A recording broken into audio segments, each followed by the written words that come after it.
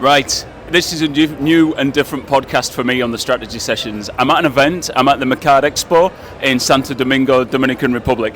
I'm showing off a little bit, yes I am, but I wanted to record it here. It's got to go out on Tuesday, so I didn't really have much of a choice.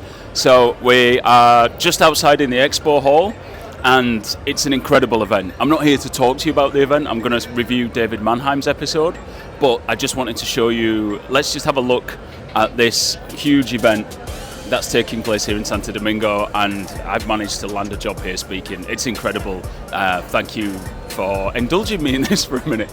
But what I'm really here to talk to you about is David Mannheim's episode. David is someone I met at an event, which is why it's quite important to, I think it's important to come, because you meet people and you build relationships with them that you don't build in any other way. And David became a friend, and I thought, you know what, he's doing amazing things with Made with Intent, so I thought I'd bring him onto the podcast. And what we did was talk about many things, but the thing that really impressed me about him and the bit I wanted to dive into is when he started talking about how he feels let down by brands that he works with.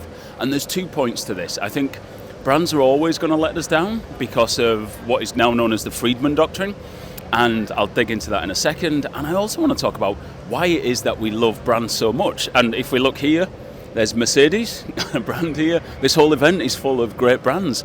So I just want to talk about those two things for a little bit. I'm going to take a seat here. I'm going to have a sit down in the sun, in the 30-degree heat here in Santo Domingo, and I'm going to talk to you about these couple of bits. I've got my notes because I can't do it all by memory. So there we go. Old man sits down. So the first thing is the Friedman Doctrine. I mentioned it in my LinkedIn post, and I think it's important to understand for marketers what that is. So Milton Friedman wrote about the main job of companies is to provide a shareholder return. And while that sounds brilliant, and it's now kind of like the preeminent doctrine when it comes to how PLCs work and how PLCs run. So the whole thing is everything has to be about shareholder return. Now David then talks about how Disney's gone from being about the place that Walt Disney said should be for everybody to being a place that is just scalping people for prices. Everything's gone up, above inflation rises in prices, and you feel like you're just a unit of money making for the Disney company. Now, there's a reason for this, is that shareholder return. It's the company's job, according to the current doctrine, to do the best thing for the shareholders, and that really means charging as much as you can. You can see in the Disney headquarters, they are probably, and I've never worked with them, probably saying things like, we're at X capacity, so we must be pricing right, or if we go below, above that, we can put the prices up. Spend per head must be going through the roof. High five, we're doing amazing things. But it doesn't feel right to me. It feels like there's an issue. I am a fundamentalist when it comes to customer centricity. When it comes to putting your customer first, I believe that is the way to maximum shareholder value. The Friedman Doctrine doesn't say how you create shareholder value, but what it's been interpreted in modern capitalism is basically make as much as you can, as quick as you can. Quarterly earnings calls where stock goes up or down based on how much money you've made is now the preeminent way of doing business. So it's all about short-term return. I am aware I sound hopelessly naive with this, talking about how we should focus on customers first and keep them as the main thing who we want to do and put them at the centre of everything that we do. Because if you do that, you do generate shareholder return. They talk about you, they rave about you, they tell all their friends about you, and that generates more and more business. David is a self-confessed Disney superfan. He has a Disney season ticket, effectively. I can't remember the name of it. He's been so many times, it's absolutely terrifying. And he is, in modern language, the millennials would call him a stan. He's an absolute Disney stan. For the older people amongst you, that's a reference to Stan from the Eminem song, who's a superfan, but there you go. So, but David doesn't talk positively about Disney. So when you have a company that is switching off their superfans, you can start to see the long-term effects of that. And to quote, I think it was Hemingway, when someone said, how do you go bankrupt? And he said, well, gradually and then suddenly. I think this is what the sort of quarterly earnings calls and the short-termism of the Friedman Doctrine leads to. It leads to your business starting to tank gradually and then suddenly. Now, you'd probably argue that Disney's doing pretty well, okay, without me whinging about it, but I think as a fundamentalist when it comes to customer centricity and putting your customers first, I think that's where we go wrong. I think there's a bit of putting the cart before the horse. So yeah, do I think Disney got it wrong? I think the whole concept of how we take modern stage capitalism is wrong. I'm not talking about burning the system down. I'm not going to join the revolution or anything like that. I'm too much of a centrist for that. But I do think that we need a system that prioritizes what the customers need. And if you look at some of the real companies who do that really, really well, and I'm struggling to think of many who do that, to be honest with you, but if you look at companies at certain points in their history who do it well, let's put it that way, Apple being one of them, Disney at some points as well, I think that's when you see them jump ahead, when they really prioritize customers first. The second thing I think I wanted to cover was just why brands matter to us as people. It's a bit maybe like a thesis that you would get if you were a sociology major doing a degree. Why do brands matter to people?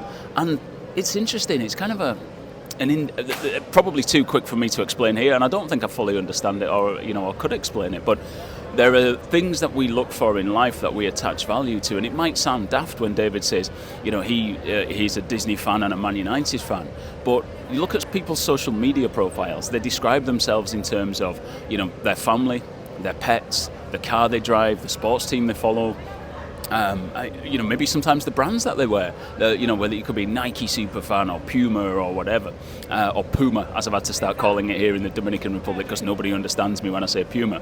So I don't know why people do that, but I do it.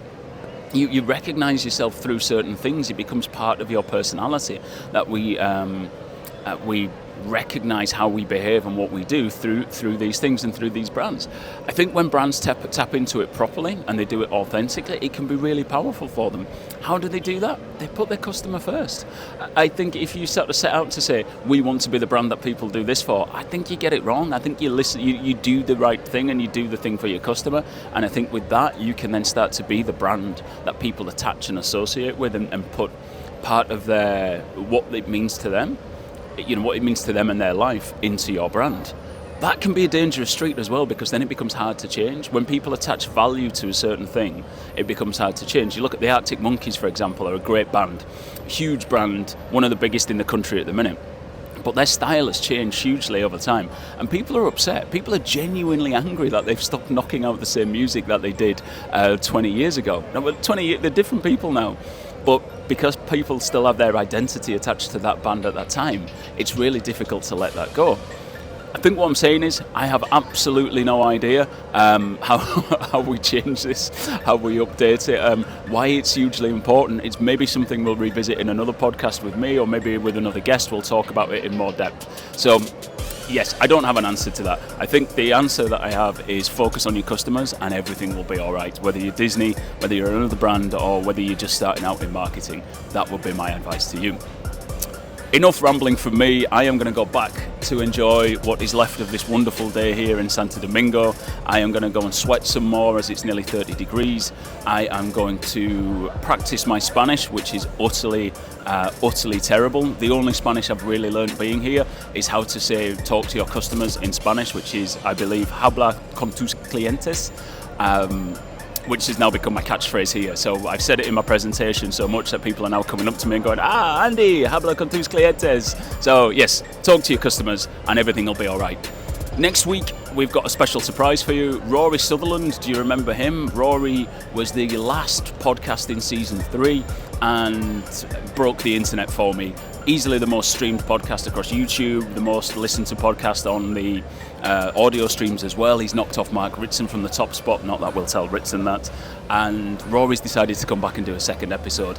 That is out next week. It comes out on Tuesday, and a week after this episode comes out. I haven't got the dates for me because my calendar's on my phone, which you're watching this on.